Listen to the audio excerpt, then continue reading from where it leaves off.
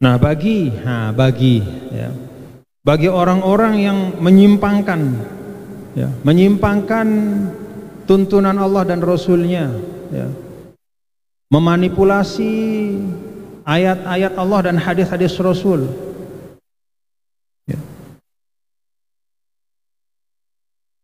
tetapi kemudian dia bertobat. Di sini di ayat 160, illalladzina tabu, kecuali mereka yang bertaubat. Taubat itu artinya ar-ruju'. Jadi ar-ruju' itu berhenti melakukan itu.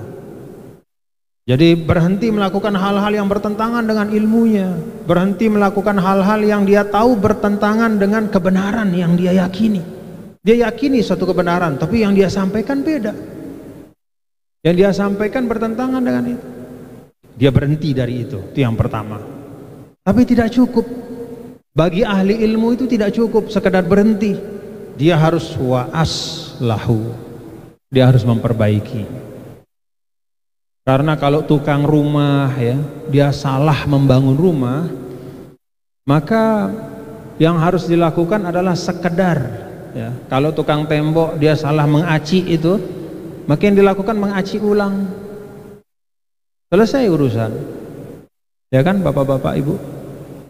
Kalau orang misalnya bikin makanan untuk dia jual, lalu kemudian salah resep yang dia bikinnya, tinggal beli bahan saja, bikin baru, selesai urusan. Tapi kalau seorang tokoh, seorang ilmuwan, seorang tokoh agama, seorang pemimpin yang didengar ucapannya itu kemudian menyampaikan sesuatu yang menyesatkan, maka tidak cukup hanya pribadinya kemudian mengatakan kepada Allah, ya Allah saya tobat. Tidak cukup. Karena apa yang dia keluarkan itu sudah menyebar kemana-mana. Menyebar kemana-mana. Kalau misalnya dia menyampaikan satu hal yang di situ mengandung kezoliman kepada orang lain, maka ucapan kezoliman itu kan sudah menyebar. Lalu sesuatu itu diyakini oleh banyak orang, diyakini. Apalagi masa sekarang, apa yang disampaikan itu disiarkan lewat YouTube. Maka kalau kita menghukumkan seseorang dengan sesuatu yang tidak baik, misalnya kita hukumkan, wah itu orang munafik, wah itu orang tidak baik Islamnya, wah orang ini orang jahat, maka ucapan kita itu didengar oleh orang. Kita bicara hari ini di sini tapi didengar oleh banyak orang.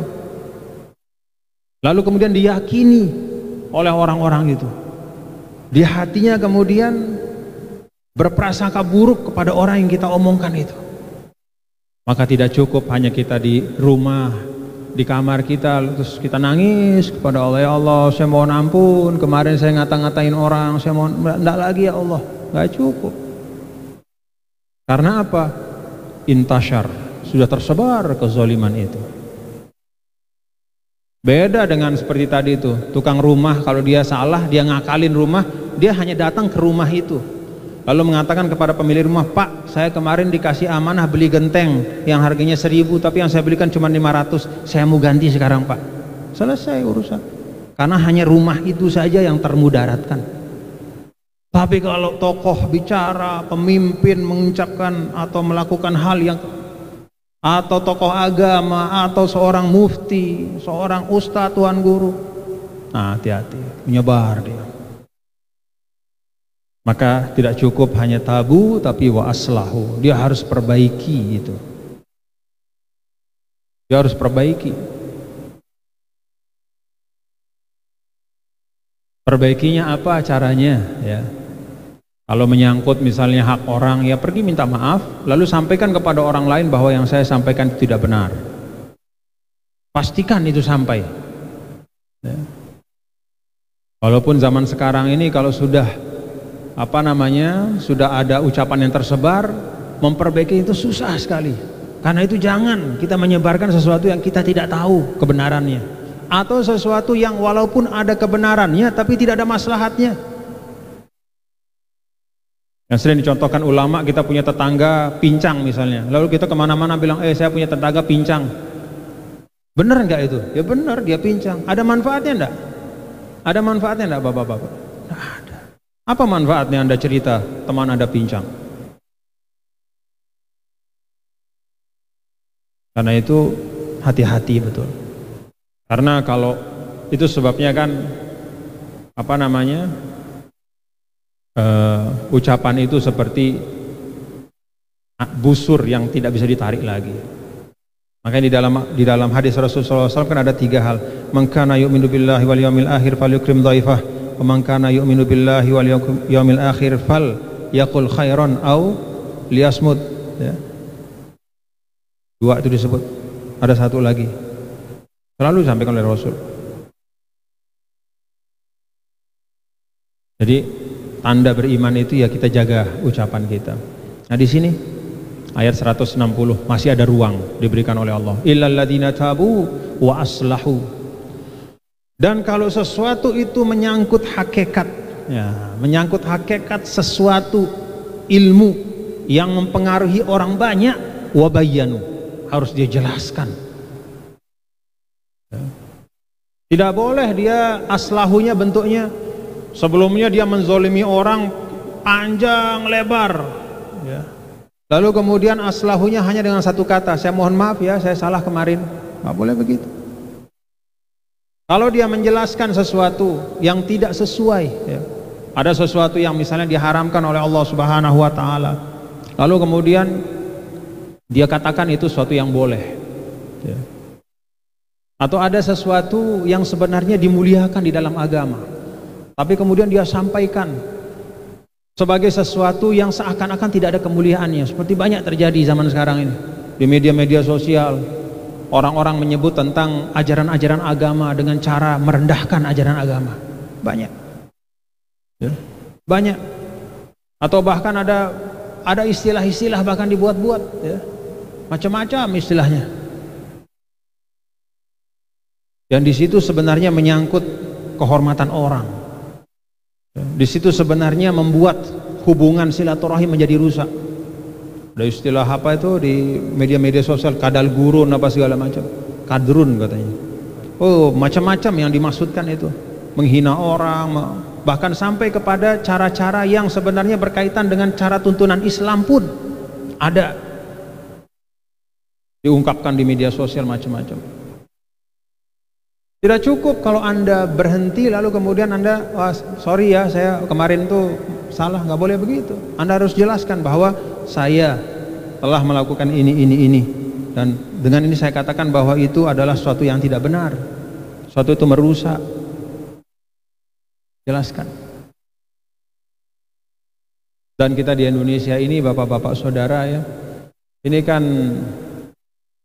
ya sekian puluh tahun Indonesia ini tumbuh bersama, ya, dalam keragaman yang luar biasa. Umat Islam paling banyak jumlahnya, tapi yang non muslim di Indonesia ini juga aman, tentram, berkembang.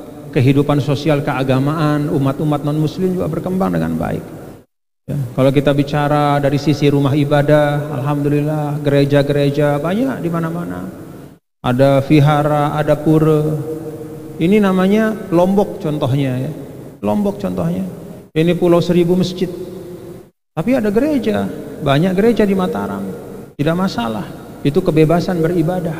Islam mengatakan la ikraha fiddin. Islam mengatakan la yanhaakumullah 'anil ladzina lam yuqatilukum fiddin wa lam yukhrijukum min diyarikum an tabarruhum wa tuqsitu ilaihim. Selama kita tidak diusir dari rumah kita, ya, selama kita tidak diperangi, selama kita hidup bersama-sama seperti adanya di Indonesia ini, maka Islam memberikan prinsip kepada kita antabarruhum wa tuqsitu ilaihim. Kepada orang yang beda agama, sikap kita, kata Al-Quran ini, tabarruhum, berbuat baik kepada mereka. Itu kan aktif, bukan hanya sekedar diam menerima perbedaan, enggak. Al-Quran bahkan mengatakan tabarruhum, berbuat baik. Apa sih berbuat baik itu?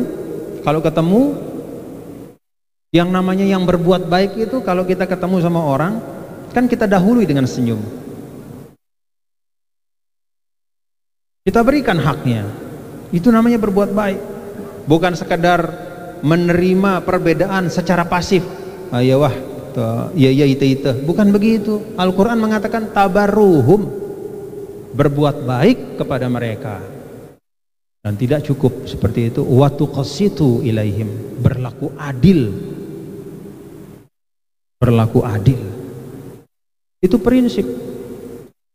Dan itu yang diamalkan selama ini puluhan tahun kita di Indonesia ini. Bahkan ratusan tahun sebelum ada Indonesia pun di Nusantara ini. Umat Islam, non-muslim semua bersama-sama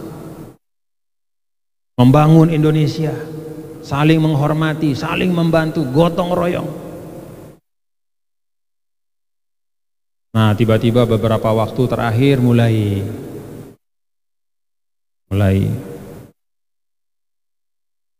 terpancinglah kita satu sama lain, mulai saling berprasangka. Yang muslim memprasangkai yang non-muslim, yang non-muslim memprasangkai yang muslim, saling berprasangka. Padahal dalam Al-Quran juga ijtanibu katsiran minadh-dhann, tak boleh kita banyak berprasangka.